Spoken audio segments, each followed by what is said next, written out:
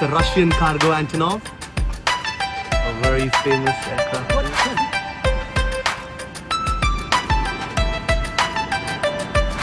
So a lot of aircrafts are coming in. We get a lot of aircrafts coming in these days. The next 2 to 3 days, a lot of them will be on display here. So there will be in total 200 aircraft. 200 aircraft will be parked right here.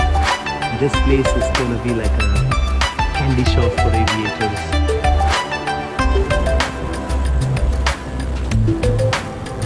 If you guys have the Top Gun music playing in the background while you're watching this video, you are definitely in the right place.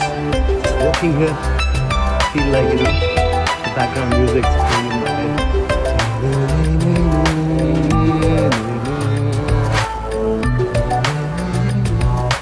UAE Air Force, subhanAllah, one of the best in the world.